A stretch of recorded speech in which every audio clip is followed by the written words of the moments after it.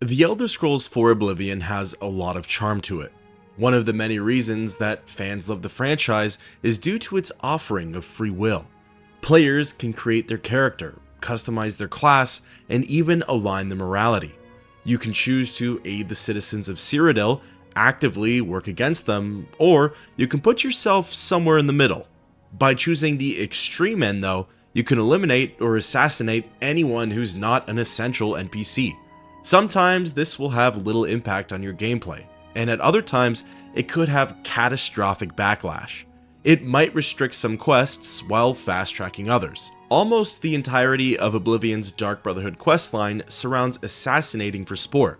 You're brought into the guild, given contracts, and paid out for your success. Most of the NPCs involved in the story can only be found after the player's initiation. Then, a lot of those NPCs are only encountered during their respective quests.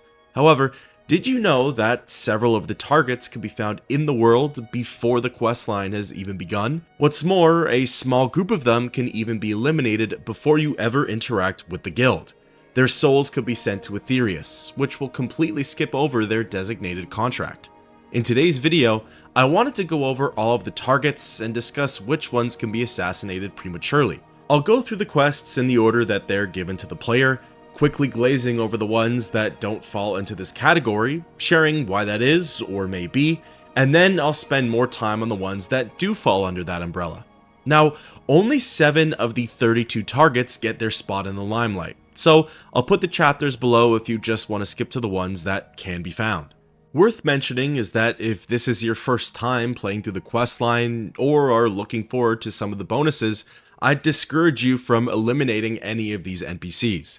It takes away from the story and can prohibit you from receiving well-deserved and useful bonuses. As per usual, the facts and information provided are brought to you by the game itself and the unofficial Elder Scrolls pages. The very first quest, A Knife in the Dark, has the player targeting an old man named Rufio. We pretty much know what he did, we know who contacted the Brotherhood, and most importantly, we know where he's hiding. Normally, Rufio could be found in the basement at the Inn of Ill Omen. He spends all his time sleeping and makes for an easy target. However, before the player is given this initiation contract from LeChance, Rufio is nowhere to be found. He only spawns in once A Knife in the Dark has begun. This makes sense as Rufio's role in the story is vital to the player's career as an assassin. The next quest, A Watery Grave, has the player targeting the pirate captain Gaston Tussaud. You're sent over to the Imperial City waterfront where Tussaud can be found in the Maria Elena. Normally, he'd be waiting for the player in the captain's cabin. However, Gaston doesn't spawn in until the quest has officially begun. The crew's outside, waiting for orders, but their leader is non-existent, at least for now. So, unfortunately, the captain's quarters will be empty and void of life. Now, the following quest, Accidents Happen, is where the first target can actually be found. Baenlin, the old Bosmer, has his house in the city of Bruma. Located near the eastern gate, the door to his manor can be picked, and the player can gain entrance. Similar to the quest itself, Baenlin spends most of his time in the chair by the fireplace. Grom is also inside the house, and he's just as confrontational, so be careful not to grab his attention. Baenlin is not marked as essential, and in fact can die rather easily. A well-placed arrow saves the Bosmer from an eternity of torment. Unless the contract was already put out on him, then it's straight to the void he goes. Regardless, the quest, Accidents Happen, can be completely skipped over. The next quest, scheduled for execution, which is one of my personal favorites, has the player going after an old friend. Valen Dreth is locked up in the Imperial prison, and the player is tasked with sneaking back through the tutorial area. The catch though is that the sewers are locked up tight, meaning that without the key given out by Vicente Valtieri, there is no way back into the subterrane, the sanctum, or that specific jail wing. The player only gets a hold of the key by beginning scheduled for execution. So, unfortunately, Dreth is off limits. You can use console commands to break into that part of the Undercity, but of course, that just defeats the purpose. This next quest is where the second of the 7 targets could be found and eliminated, although it's a little strange to do so. The quest, The Assassinated Man, has the player pretending to kill Francois Motierre. This is all to help him run away from a debt collector. However, before the Brotherhood is even on the player's radar, Francois' home in Coral can be broken into. The Breton will be found wandering around his manor. He's marked as non-essential, and therefore his life is in your hands. By taking care of him right then and there, you do Hides-His-Heart's job for him, and you can completely skip over the assassinated man. His dialogue is quite interesting if you speak with him. He says that you're not the one who LeChance spoke of, and he becomes incredibly fearful. Seemingly, the fake contract is already set up, and I suppose it's obvious that you're not a member of the guild yet. The next quest, The Lonely Wanderer, has the player searching the Imperial City for a high elf named Faelian. Through the Altmer community and a few other helpers, you learn that he splits his time between the Tiber Septim Hotel and Lorkmir's house. Unfortunately, Faelian, nor his girlfriend Atrena, could be found prior to the quest's initiation. Usually, he's spending his nights with her at the inn, and his days are spent in the abandoned home. However, up until stage 10 of the quest, neither high elf is present within the game. Up next is the quest Bad Medicine. For this one, the player infiltrates Fort Such and eliminates a sickly warlord, Roderick. Ideally, this is done via swapping his medicine for a poison. However, up until the quest has officially begun, Roderick nor his named mercenaries are present within the game. There are 6 or so generic mercenaries at the fort, which could allude to Roderick's reach and influence, but Gerard Maley, Lena Phil, Nisha, and Alma Krogramgog are nowhere to be found. Roderick's bed is there, possibly indicating an already weakened warlord, but the medicine cabinet, a container that's vital to the quest's plot, is also absent. The next quest, Whodunnit, can be kept brief. The player is tasked with eliminating 5 NPCs while attending a fake party. This involves the player gaining access to Skingrad's Summit Miss Manor. However, without the doorman, Fafnir, handing you that key, there's no way into the house. Fafnir only appears once Whodunnit has begun. Therefore, there is no way to eliminate Primo Antonius, Delvesi Dran, Batil Petit, Nels the Naughty, or Neville before your conversation with LeChance. Even if you use console commands to gain entry, the house is empty. This shows that the NPCs only spawn in once the quest has started. The next quest, Permanent Retirement, is where we get into an interesting subcategory. This contract has the player assassinating the recently retired watch captain, Adamus Phillida. Once the quest has begun, Phillida is relocated from the Imperial City and brought over to Leyawiin. However, before permanent retirement is initiated, and even before you become affiliated with the guild, he plays an active role in the capital city watch. He can often be found in the prison district as well as the market district. You can interact with him, but unfortunately, he's marked as essential. You can beat him up all you'd like, but until permanent retirement comes around, he's here to stay. So, for the context of this video, it's as good as him not even being in the game. As a bonus, I wanted to add in the Renegade Shadow Scale, a side quest that's exclusive to the Dark Brotherhood. Tainava asks the player to hunt down his childhood friend, Scartail, for abandoning his post in Blackmarsh. From there, Scartail would be present at Bogwater Camp. However, Scartail only gets added into the game once Tainava fills you in on the details, so no dice on that one either. Now, the next quest in the story is the Purification. For this one, the player is tasked with eliminating all members of the Shaleez Sanctuary. It marks a big milestone for the questline and is essentially the halfway point in the story. Antoinette Marie, Gogren Grobalmog, Mirage Dar, Ochiva, Tainava, Telandril, and Vicente Valtieri are all targets. Unfortunately, almost none of your guildmates end up ever leaving the guild hall. 6 out of 7 are completely tied to the sanctuary, and you only gain access to the base once Rufio is dead. The only member who will trek outside the sanctuary is Telandril. She travels around Shadenhall and even heads to Leyawiin. However, up until you step foot inside the guild hall, she too stays put. Using console commands, you can break in via the well and run into all 7 members, but again, it defeats the purpose of this video. Plus, Ochiva, Mirage Dar, and Vicente Valtieri are all marked essential up until this quest. So, unfortunately, none of your Dark Guildmates can be given an early and somewhat honorable death. Up next is the quest, Affairs of a Wizard. For this one, the player is sent to Leafrot Cave in search of the necromancer, Celedaen. Celedaen is in the process of becoming a lich, and it's up to the player to stop him. It's actually one of the few quests in the Brotherhood that has the player carrying out a generally good deed. Tangent aside, Celedaen is usually found wandering around Leafrot Hollow. However, in this case, he's completely absent. Not even the book, The Path of Transcendence, is present.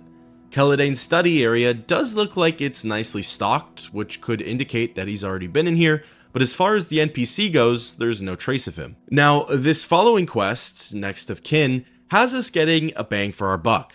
LeChance has the player taking out an entire family. The Draconis family consists of the matron, Perennia, as well as her 4 children, Matthias, Kalia, Andreas, and Sibylla. Each Draconis is scattered around Cyrodiil and has chosen a different walk of life. Fortunately for the player though, all 5 members can be found and eliminated before they've joined the Dark Brotherhood. Andreas is the proprietor of the Drunken Dragon Inn, which is located northeast of Leyawiin. He's an easy target, but you should look out for the nearby watchmen. Sibylla is probably tied for the easiest kill. She spends all her time secluded in Muck Valley Cavern, and she aggroes onto the player as soon as you get within eyeshot.